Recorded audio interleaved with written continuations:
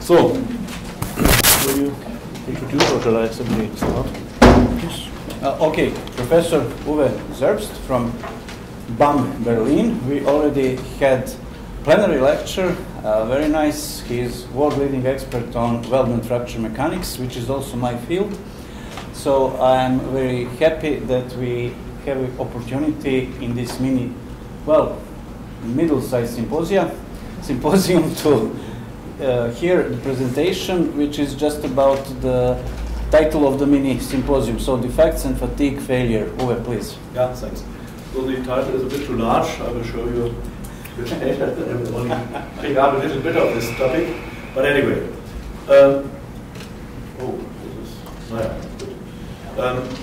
actually we submitted a paper, Engineering Failure Analysis, a three-part paper on defects as a root cause of fatigue failure of metallic components. And I will present only a little bit of this. So you have the chance to have a look at this journal afterwards to see. This is the outlook of the paper we have. We have one paper about basic aspects, non-metallic inclusions that have cavities, dents, corrosion, pitch, and scratches. You see that's what's the paper about. And now I will restrict my presentation just to this point and to some basic facts. Some points will be a little bit a repetition to what we have heard on Tuesday. Maybe I have also to skip a bit. But anyway, you see it's a much wider field. In my view, defects are essential for design of structures, because when we have failure cases, usually we find some defects as origin. That means the scale where we have to start is the scale of the defects, which is usually in the range of micrometers. It's not nanometers, it's micrometers. And now we have a number of defects. You see here the non-metallic inclusions. I will not have time to speak about cavities, this porosity, defective microstructure. And then we have also defects which come from operation, which come from manufacturing, which come even from maintenance. It's scratches, laser marks, corrosion pits, and all this kind of stuff. We simply won't have the time to speak about all. So I will concentrate on the non-metallic inclusions. Yeah, let's have a look at the life cycle of a component. I've taken over this figure from Tanaka. It's roughly true for steels, so don't take these numbers too serious, but it's roughly correct. We have a natural initiation. We have nucleation at the smooth surface. There we are on the order of 1 micrometers. And you see here we have the flaws. That's the field we are speaking about now, flaws, pores, inclusions, and so. This is somewhere in between 10 to the 100 microns, say 20 or so micrometers. Then we have the crack growth. We have here short crack growth, microstructurally short crack growth, mechanically short crack growth, and at a certain size it changes to long cracks. You see here it's a bit above 1 millimeter, can also be 2 millimeter, but can also be 15 microns. It just depends on the material. There, and at the end we get some loss of function, or we get fracture, and then the life is over. Yeah, non-metallic inclusions. Non-metallic inclusions are chemical compounds of metals with non-metals. For instance, oxides, sulfides, nitrides, or even more complex types. They can have two different origins. They can be indentures formed by reactions by the liquid melt with test oxidizers such as silicon, manganese, or aluminum particles. And those reduction products are not completely absorbed by the bath. You can improve this by secondary metallurgy, but some of them will remain. And then we will have another possibility. We have exogenous origin.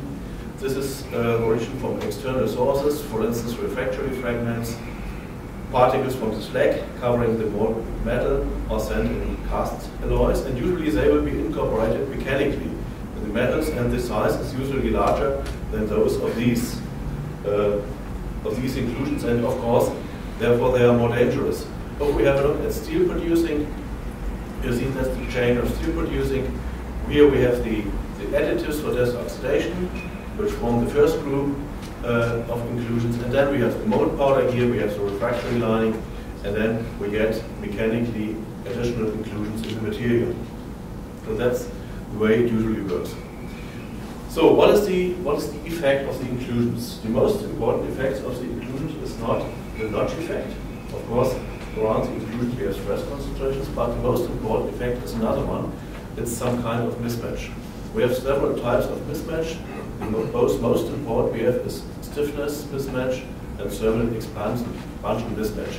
If we have a look at different inclusions and compare this with iron or steel, for instance here the titanium nitride or the aluminum oxide, you will find that the modulus of elasticity is larger than in iron or steel. That means the particles are stiffer. What does it mean? When you load with a certain stress, you get different strains.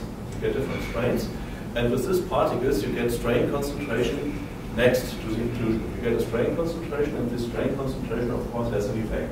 You can have residual stresses, but frequently you will immediately get microcracks. So, at these inclusions, when you have a look at the manganese sulfide, you see there the Young's modulus is much smaller, and you get a different effect. You would get cracks in manganese sulfide, but you won't get cracks because these manganese sulfides are ductile. They will simply deform. So the second one is the thermal expansion mismatch. If you have a look here, then you see that the thermal expansion mismatch is also different, at least for aluminium oxides and titanium nitrides. That's both the most important inclusions. And there's a mismatch. That means the stiffness will change in a different way when you heat or cool. And usually materials are heated or cooled during manufacturing and sometimes even during operation. When you have a breaking of a wheel or so, you will get heating. And that explains why you usually or why you frequently get cracks even before you load your specimen or your component, because they are simply there during manufacturing. Due to this mismatch, they will come into existence. As you have stresses in the surrounding matrix or in the inclusions, you get residual stresses and frequently you get microcracks.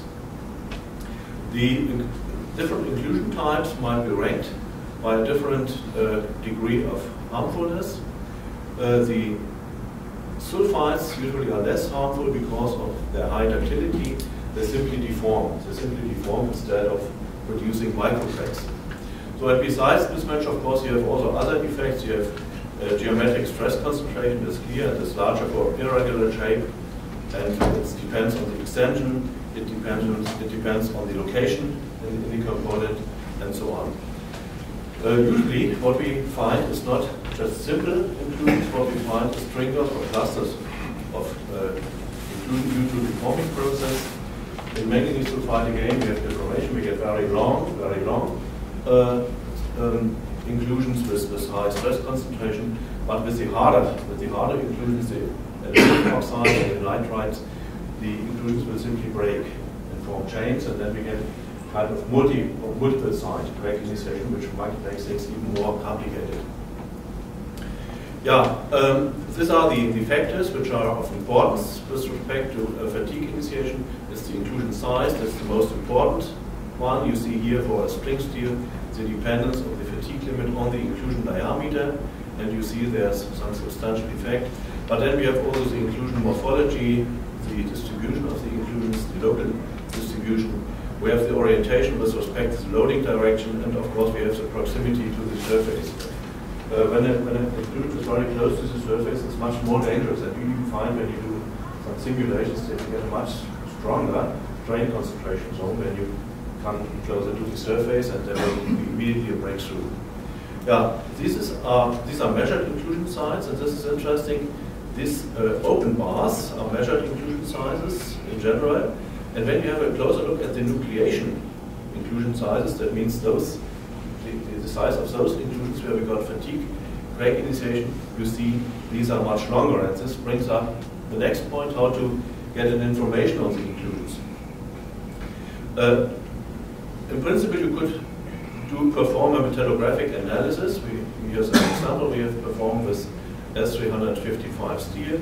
You see this histogram, that's the statistical distribution, which is an extreme value distribution. You can do this, but the problem is, of course, when you have a surface, a polished surface, you cut the inclusions at different positions. You might cut it in the middle, but you might also cut it at the upper size, and so far you will not get a correct picture, and so far it is required not just to test one area, but to test a number of areas. For instance, there's an ASTM standard, and then to perform an analysis. Much better is it to have a fractographic investigation. Here you have one for steel, one for an aluminium alloy. That means you perform a fatigue test for a FT test. Afterwards, you look at the fracture surface, and then you can make statistics. And these are the black points which have been at the right-hand side in the figures we have seen before. So of course that is the best you can do, and sometimes it's performed in condition with some corrosion experiments in order to enhance the crackinization or with heat treatment. This is just for comparison. I will not tell you much about pores. It's just to show you that pores are usually much larger than inclusions, and usually pores porosity will be more dangerous. Than inclusions. Stretches will be even more dangerous, and so there's some ranking of the defects which I will not speak about. So I told you we have usually clusters or stringers. This is an aluminium alloy where we found a broken inclusion during deforming with concentrations of manganese, iron, and nickel. Here we have a railway axis here. You see here at that position, and I will show you the consequences in a minute. Our colleagues also found inclusion stringers here. So this is all small inclusions, and this is an inclusion stringer. Here we have other inclusion stringers, and you see even the size and the elongation. This is a very tough, very high stress concentration what we get here. And the result is what you can see here. We had a failure here in 2008 of a high-speed train in Germany. Here the axle broke, nothing happened. Nobody died or was injured, fortunately, but this broke. Afterwards, our experts were not able to find what was the reason here at the fracture surface, because this was destroyed. But what they found were those inclusion stringers very close to the fracture surface, and though they suspect, okay, that's the reason. And in that case, it were exogenic inclusions, probably they came from the refractory line. Yeah, the defect size, if you could read this, you would find this is the most influencing, the major influencing factors of inclusions. The most important factor is the defect size. Here's the inclusion size. And usually there you will find an inclusion size below which you don't have a harmful effect on the fatigue strength. This is stated. In steels and aluminium, this is frequently in the order of 10 to 20 microns. So when you have smaller defects, there will be no effect. There will be no effect on the fatigue limit and on the SN curve, but other defects will take over. Might be porosity, might be a decarbonized area, a region, or so on. So, and the size of these defects, of these critical defects, which will not affect, when you have the size below, which will not affect the fatigue, depends on the strength of the material. The higher the strength of the material, the lower is the lower is the critical crack size, below which you don't have an influence. Other way around, when your material becomes stronger, you will find that even smaller defects will have a negative effect. So, and of course there is a competition between different types of defects. The larger defects take over the role as crack initiation sites. It's clear you have a competition with a large number of quite different types of defects. And if you don't have any defect, then you will have this mechanism which we have seen before. In the last, or not the last, but in the first presentation today. But there is also the shape, the localization of the component, and other components. So I will skip this because first of time, and then you have already seen this.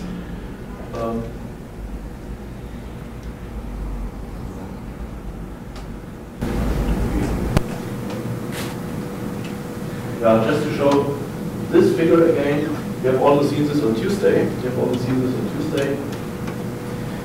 What we have here is our model says that we have a competition between, with respect to the critical crack size, we have a critical defect size, we have a competition between crack arrest and crack initiation. When we have higher strengths here, this is the blue and the red curve, this is the crack size at arrest, this is the initial crack size which leads to the arrest crack here, then you will find a difference. This is a high strength here, you think about 1000 megapascals, this is about 300 something megapascals. Then you will see when the strength increases, as I told you, then the crack size for crack arrest becomes smaller. The crack size for crack arrest becomes smaller, and that means that the effect of the inclusions becomes stronger. The effect becomes stronger, and this is what I told you before. When the strength of the material increases, then we have decreased critical crack size, and now the effect takes over. When you have a lower strength here, you have also the crack initiation and the same inclusions, but then you have cracks, and this cracks will arrest after some time, and what arrests doesn't matter, so it doesn't play much role. And that's actually what we can show you with the calculations, that you get really this effect. So, for further information, see the mentioned papers I gave you. They are in the review process now. I think they will be published by the end of this year. It's huge. It's 500 citations, and it's all the other types of defects. It's only impossible. We will need half a day to speak about this. So, and again, this announcement, we will have a symposium on fatigue design of material defects in 2020. I have some flyers with me, so if you are interested, you can have a look at this. And this is the number 4 symposium of this kind, just on the question of fatigue design of material defects. And I feel it's actually one of the hottest issues for practical application. You have to deal with defects if you have to deal with the fatigue life of components. So that's it. Thank you. Potsdam is a beautiful place, just keep in mind. Okay, no discussion right now, but maybe soon. Who is Jean here?